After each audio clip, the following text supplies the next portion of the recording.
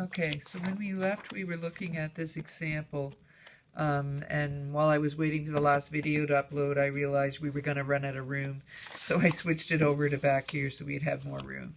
Okay, so what we had found our FQ on number 3 from number 1 and number 2. And so number FQ13 was positive. They are the same charge. And positive force is a force of repulsion. So this is my 54 newtons here, and I have to break it into its x component and its y component. So this will be Fx and this will be Fy. My FQ23 is a negative force. Negative simply means that it's attracting, right? One's a positive, one's a negative. It's attracting. So this is my FQ23. This is my 60 newtons. And when I put it in, I do not put in the negative sign. All the negative sign is actually telling me is it's going this way. So once I do that, then I drop the negative sign. So now before I can add these together, I have to break my 54 dude up into its components. So Fx is the adjacent side because this angle here and this one will be the same. So this is 53.13, right? Opposite angles. And so Fx then will simply be equal to 54 newtons cos of 53.13. And Fy will be equal to 54 newtons. It's the opposite side, sine of 53.13. All right, so when we do the math, the cos should be 32.4 newtons, and the sine should be 43.2. I think it works out to be 199. Okay, so now we have to do the sum of the forces in the x direction. One is going to the right, the other is going to the left.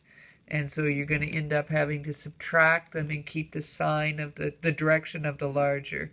So it's going to be 60 newtons minus, the x is 32.4 newtons. And so the total in the x direction is going to be 27.6 newtons in the direction of the larger one, so towards number 2. Which I guess I could have said left because I actually gave you the picture. The sum in the y direction is easy because there's only one.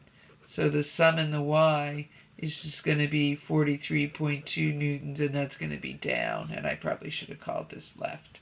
Okay, so now once you have that, now you're going to draw your diagram, your new diagram.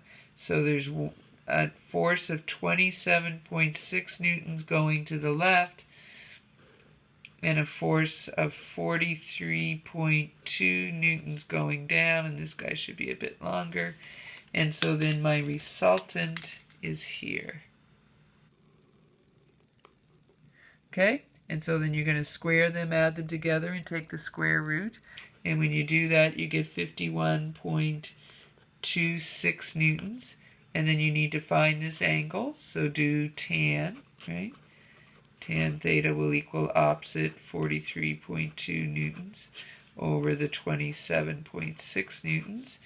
And you should get an angle of 57.42 degrees. And then which way is it going? This is counterclockwise, right? From the negative x. So CCW negative x. Remember we were doing that in the conservation of momentum questions, right? Where you had to give the direction with respect to negative x or negative y or positive x, okay? So your practice problems for today will involve some like this and some where you'll have other forces acting on it. And you'll have to do like the sum of the forces in the x direction or the y direction. Maybe, well, just because we have a second. One of them is, they're called pith balls. You might have seen them in grade 9. They're like little cutout balls of styrofoam that are really, really light. And in one of your questions, you're going to have two of them that have the same charge, same nature. Maybe even the same charge, I forget exactly. But if they have the same nature, then obviously one of them is going to repel the other. So this one's fixed, I think. And so this guy moves up here. And he stays up here. And so if he stays up here, it means now the forces acting on him must be balanced. So what are the forces acting on him? Well, there's an Fg going down, and there's a force of repulsion, an Fq, from this other fella going this way, and then there'll be an Ft going up.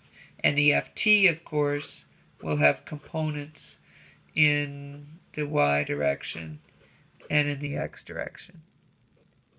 And so I forget what the question asked, but when you read it, you'll know. But you would do sum of the forces in the y, so Fty must be equal to Fg, and sum of the forces in the x, the Fq must be equal to the Ftx.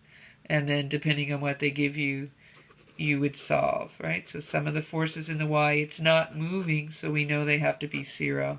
So it would be Fty minus Fg equals 0.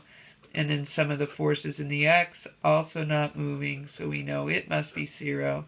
And so it would be Fq minus Ftx equals 0.